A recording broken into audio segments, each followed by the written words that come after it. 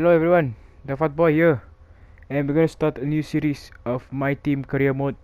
And this is 3 series already, and I know I'm gonna overwhelm myself with 3 separate series. But once I finish the season in Backmarkers to Champions, basically it's gonna continue over the next game title. And let's get to the topic. So Bahrain and Imola is going to be our first two races. Then we have Azerbaijan, Canada, France, Austria, Britain, Belgium, Italy, Russia. We've got Japan, Mexico, Brazil, Australia, Saudi Arabia, and Abu Dhabi for our 16 race calendar. And for the assist now, driving proficiency is on elite, so no assist. And qualifying format is going to be on full. So we got Q1, Q2, Q3. And I wanted to go for long session length, but I feel like 50% is a bit too long, so I'm definitely gonna go for medium. Cause I'm not sure, because like a long race is gonna be like 40 minutes around there, like 35 to 40 minutes depending how fast you take. So we're gonna go medium. Forecast accuracy on approximate. Meeting the press is on. Driver moves are on. Department event frequency, I'm gonna put it on increase. Facility management, R&D management, they're going to be on. The resources are all going to be on default. The defaults are going to be a standard high. And heading into rules and flags, if I read that correctly, safety car, chances of safety car are going to be increased for yellow flag situation. And we're going to have 92% AI, unlimited flashbacks. We're also going to put the damage and damage rate to simulation standard, low fuel mode on hard, and pretty much the rest is not tempered with. And obviously I am not gonna use my team icons because I don't have the deluxe edition, so I'm just gonna skip that. And now we're gonna have to enter a team name. Now I struggled to name to list some names down, but I have ultimately decided to go for DPB Motorsport. Motorsport obviously is just a simple, easy name, and that's the beauty of our team, the simplicity. And now it's time to choose our primary sponsor. And what else am I supposed to say? Obviously, we the sponsors on the extreme right side are gonna be a bit harder. The goals are a bit harder to achieve. So I have so like for example, Moon, this sponsor, 25 constructors championship points. That's gonna be a bit impossible for us. And the goals on the extreme left side are a bit too simple. So I have two sponsors that I want to sign up for: Xenon Dynamics or Echo. For Echo, we can either go for for Echo we're gonna have a high signing bonus but lower goal bonus and weekly income, and I think the goal is gonna be a bit unreasonable. No, not unreasonable. Why not? Never mind. Ultimately, I decided to go for Xenon Dynamics, and now we're gonna have to choose our power unit. So we have four power unit brands. We got Renault, Honda, Mercedes, Ferrari. Obviously, Ferrari is the most expensive, so we're gonna skip that.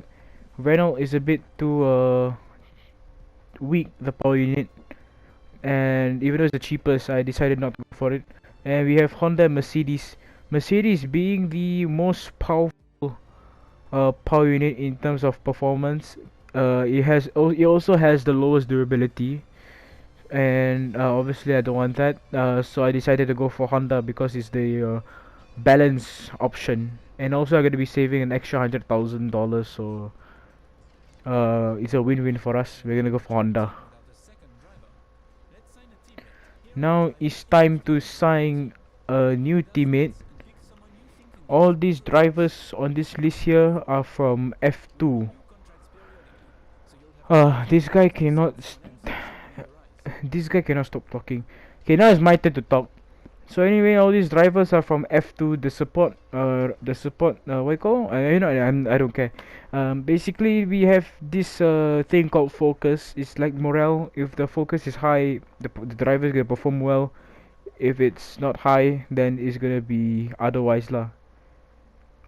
Um, so all these drivers, the main thing I'm gonna look out for is pace, and two drivers stand out, Daniel Ticktum and Luca Giotto. They have similar focus and pace, but the thing is that Ticktum is $200,000 cheaper, so we're gonna go for Daniel Ticktum. Not only that, Giotto has a lower rating than Ticktum, so Ticktum is gonna be the obvious choice for us. Yes, I am happy. Oh, you know what? Let's just skip the livery and all that, and I'm just gonna see you after the interview with Will Buxton. Bye bye.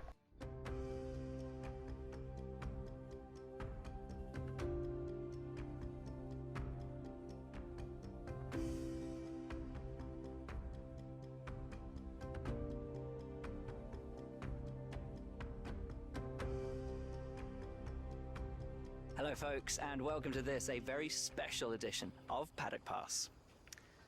As you can see, there's no pit lane behind me, and as you can hear, no roar of engines, and that's because they've set me free from the F1 paddock to escape here to the countryside and to the headquarters of Formula One's newest team.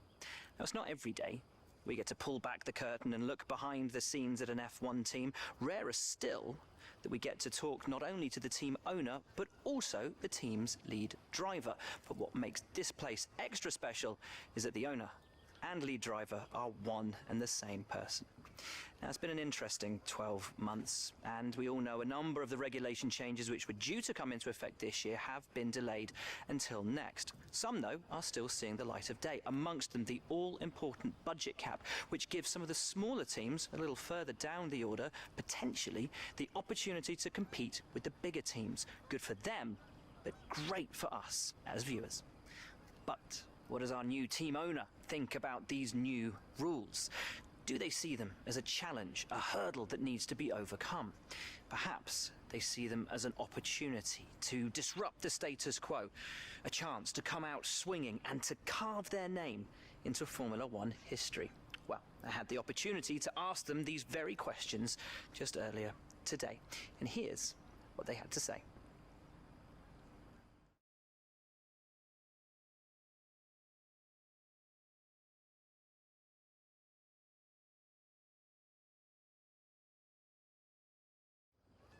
Well, first of all, thanks so much for inviting us here today. It's been wonderful to see behind the scenes. As you might expect, I've got about a million questions, so let's jump straight in.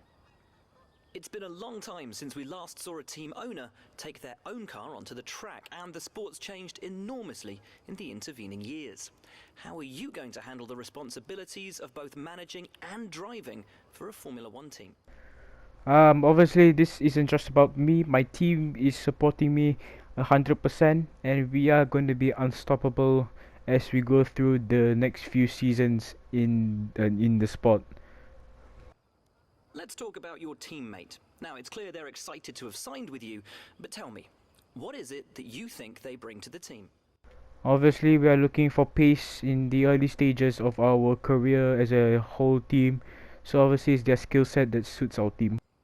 So you've obviously been putting a lot of work into the car. I know it's early days, but how do you expect it to feel out there? I don't know. The data looks good, but we don't know what's gonna happen after the first race. So we'll see after the first Grand Prix in Bahrain, I guess. Most of the other teams can boast years of experience in Formula One. Where do you see the opportunities to make those vital performance gains you need to put you within reach of the other cars? You literally asked me the same question, so again, we'll have a better picture after the first race, man. Ultimately, your success this season is going to come down to whether you can take positions from the other drivers. What is it about your car that's going to give you that edge in those battles?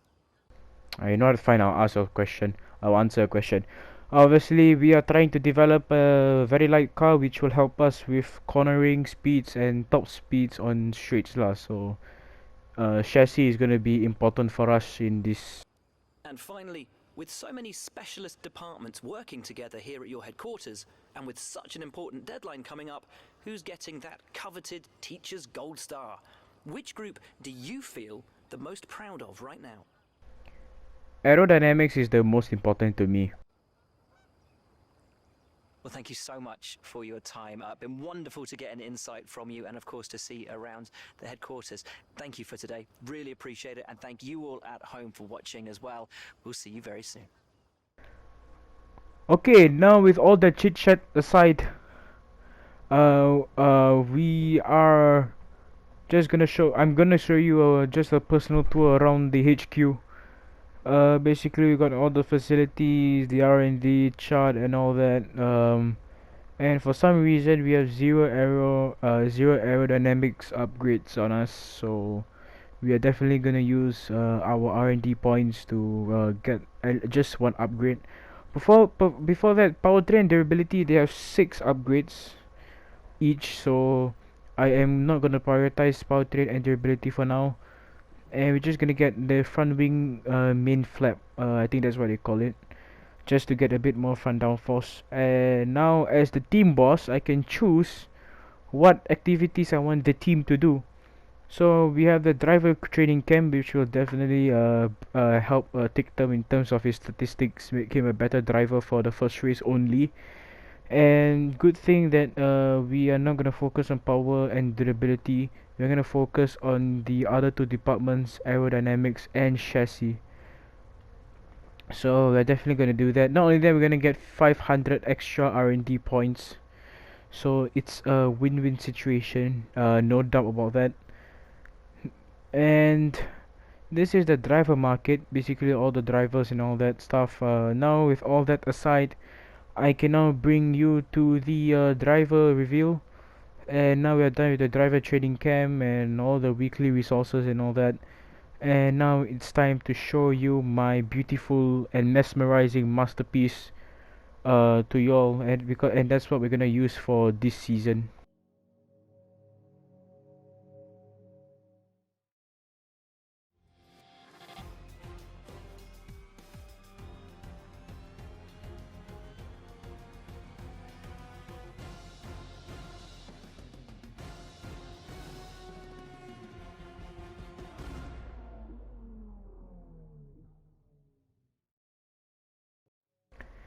And there you have it. This is our car livery for season 1 of my team career mode.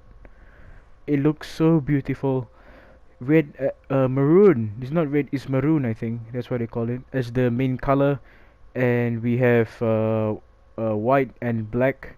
And this livery looks a bit like the Vodafone McLaren Mercedes livery that McLaren used from like 2008 to 2013, if I'm not wrong. I'm not sure what's the exact year like they used this livery type, but I'm just trying to say it looks like it. But the colors are a bit wrong, and all that. Okay, so with all that aside, we have to wait for about another week till we get the aero upgrades. And looking at where we stand amongst the other teams, we are 8th best. So that's a good place to start. And now we have a personnel department event now. And now we can... Oh my god. Why can't this guy stop talking? Anyway, we can improve either pace or awareness. But obviously I want take them to be fast for the first few races, just to get placement. Just to get position in the race itself. So we are obviously going to improve pace. Awareness, we can focus on that later when we have personnel upgrades coming into the team as we progress throughout the next few seasons. But we are gonna stay with the pace. We're gonna increase Tictum's pace for now. So we are gonna select pace. Okay, now with all that aside, now we can just move on into the first race in Bahrain, as always, as we get a chassis department upgrade now. So it's either we can increase work hours for short period to get a 25% discount for our rear floor under tray, which will improve weight redistribution, but it will also reduce the chassis morale. So that is a pro. There's a pro and con if we agree, but if we ignore, nothing's gonna happen because we don't want to risk overworking our staff. But since we got the aero and chassis focus, it's gonna improve the aero and chassis department morale by 50%. So 50 minus 20% is 30%. So basically nothing's gonna happen to the chassis department. So we're just gonna agree with our department then. And look at that, we failed our development. This guy cannot stop talking. Now it's my turn to talk, right? Okay, so we failed. Our one and only upgrade has already failed. So we just have to bear with it lah. We just have to adjust some parts, I guess. And now this is the end of the pre-season stuff. So if you like this video, make sure you like, maybe even share, maybe even turn on notifications, subscribe if you want. I'm the Fat Boy, and I shall see you next time. Goodbye.